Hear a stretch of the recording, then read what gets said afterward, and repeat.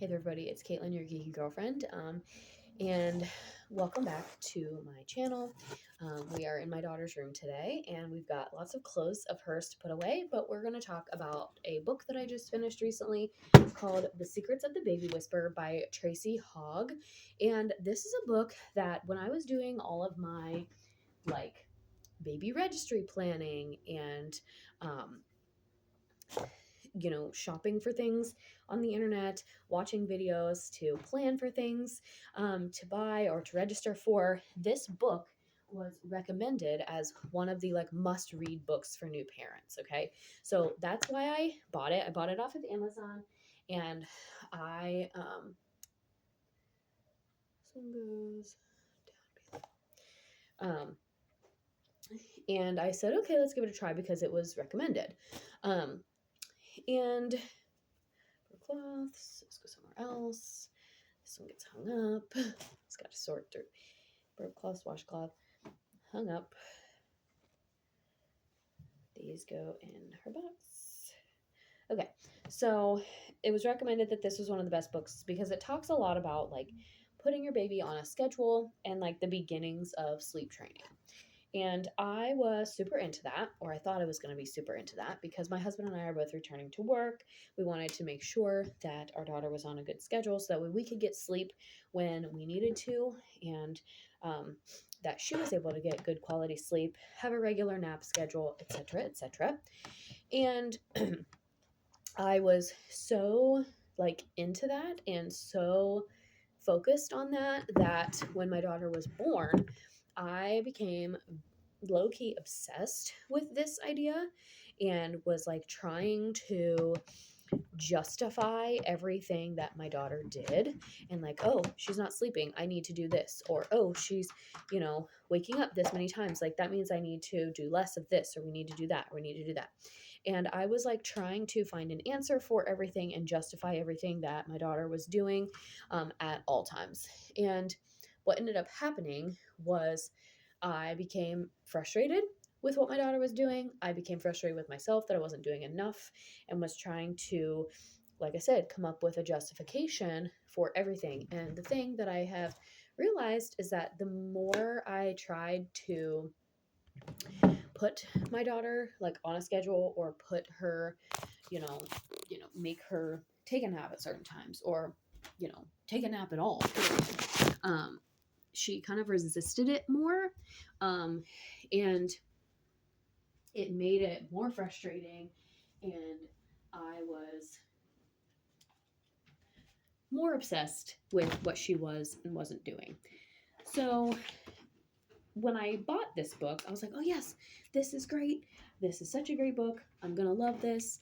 And I thought that this book was going to be something that I absolutely loved. But I started reading it before I went to the hospital to have my daughter, and obviously finished it after I had my daughter. And as I was reading it, and dealing with the frustrations and things that I was dealing with, I was like, okay, this is all well and good, but I don't know if this is for me.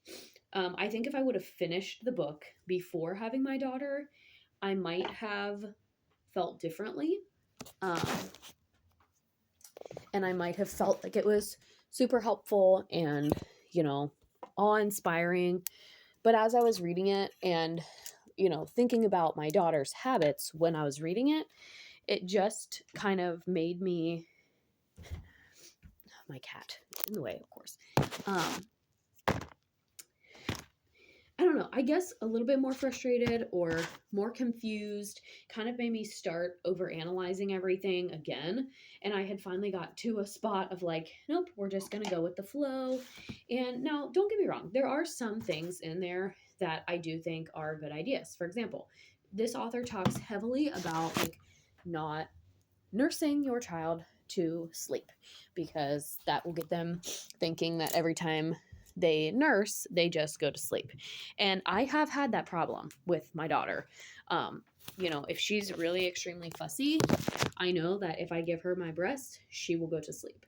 However, so in the past couple of weeks, I've been trying to not do that as much. Um, and because I'm trying to help her develop strategies to fall asleep other than the breast. Now, don't get me wrong, we do use a pacifier, and the book talks about that, like how to use a pacifier appropriately, when to like replace the breast with the pacifier. That is one of the things that the book did talk about. The book also talks about pretty much the whole point of this book is putting your newborn, on a schedule. And the schedule should be eat, then activity, and then put them to sleep. Again, it helps not build the association of nursing with sleep. And it also, um, gets them into a little bit of a routine. Now, like I said, my daughter has days where, like today, she does not sleep at all. Like, she has days where she does not want to go down for anything, but she is so tired that you can't do anything with her but hold her and console her. So that was the morning that we just had. Was she showed me she was tired, she was yawning, she was rubbing her eyes. I kept trying to rock her, bounce her, soothe her. We did skin to skin. So we're doing all these things, all of these different activities, and she just was not having it. And then she has days where all she wants to do is sleep. She will wake up, she will eat, I will burp her, she will go back to sleep.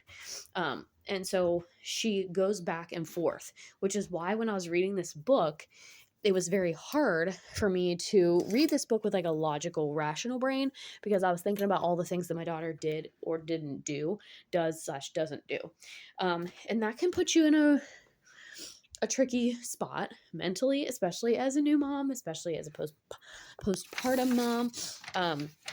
You know, doing all of the things and trying to do all of the things, trying to manage all of the things, it can put you in a really precarious spot because you're just like, oh my gosh, like, ooh, there we go. Like, oh, why, well, I wish I could do this routine, but she's not sleeping today or whatever. And so that's why I said in the beginning of the video, I had to kind of throw everything out the window and just watch her cues and do what she needs to do based on her cues. I'm not saying that this book doesn't have good information. I think the one thing that I liked the most about it was it talked about baby temperaments. So I was able to figure out what temperament my daughter was.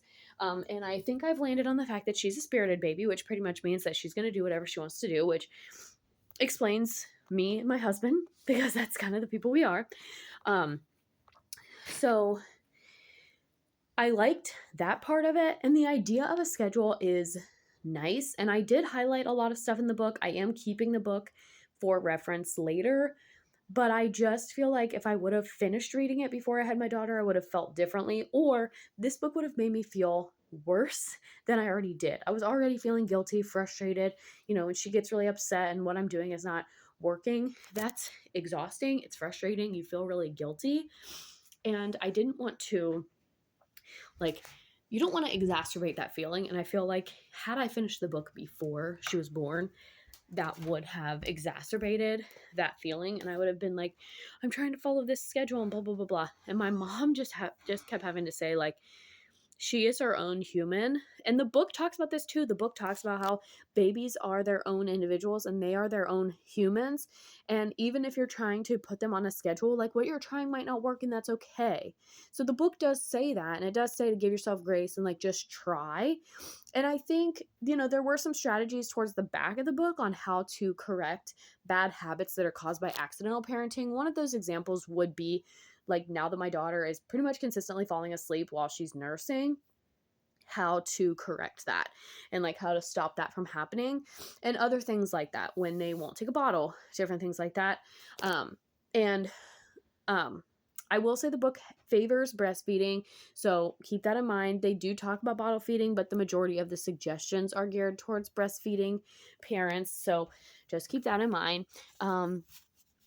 And yeah, so I think overall, I rated this book kind of low. I think I only gave it a 2 out of 5 because I was a little bit disappointed in the book, but I think my mindset was different when starting it than when ending it. I went into the book with such high expectations that this was going to be, kind of like what to expect when you're expecting, like the new mom's guide to sleep and sanity. And I feel like anything that I try from this book, my daughter doesn't like it. So then it just makes me even more like crazed. And so the moral of this is you can read all the books that you want, but your baby, unless they are a textbook baby, is probably not going to follow the routine steps, whatever that you want them to. So the number one message from this book is just listen to your baby, watch the cues, observe. And I've been trying to get a little bit better about that. One of the things that I know that I've been guilty of is when she starts to like grunt and groan in the middle of the night, because that disturbs my sleep. I am trying to immediately give her the pacifier or something just to kind of silence that, just so I can sleep, right? And it is what it is. If that disrupts her sleep even more, then it just starts a vicious cycle. And that's just something that we're both just going to have to learn and navigate together. And that's part of being a mom. You just learn and navigate. But I gave this book a 2 because it just kind of made me feel, I guess, a little bit worse than I was already feeling about like putting my daughter on a schedule or getting her like routined, because she just is setting her own schedule right now, which is another reason why I've decided to not go back to work right away, because we're still struggling with like getting on a consistent sleep schedule at almost 8 weeks. So we're trying the things, we're trying different things, we're trying some of the things in the book, and I'm just trying to listen to her and meet her where she is. And so with that being said, I think that's the major message of the book. But this book definitely was not a lifesaver. And if anything, it kind of caused more confusion and a little bit more anxiety in me when I was reading it. So that's why I rated it what I did. Now, like I said, I did get a lot of highlights from it. I highlighted a lot. I am going to keep it as a reference material to look back to. But yeah, it wasn't what I was expecting, and I feel that my experience reading it would have been different if I would have finished it before my daughter was born. But that's that one. I think that's all I have to say about it. Just know it's like anything else. You know, some people are going to love it. Some people it's not going to be for them. This one wasn't for me, but that's okay. Thank you guys so much for being here. Let me know in the comments if you have read this one. What other books were recommended to you as a first-time mom? Let me know that in the comments as well. And stay tuned for more new mom parenting book recommendations and reviews, because that's going to be the majority of our nonfiction reads this year. And also, if you're new here, hit that red button and subscribe, and let me know if you like books like this and want me to read more of them. So yeah, that's it for this one. Thank you guys for hanging out with me today, and I'll see you guys in the next video.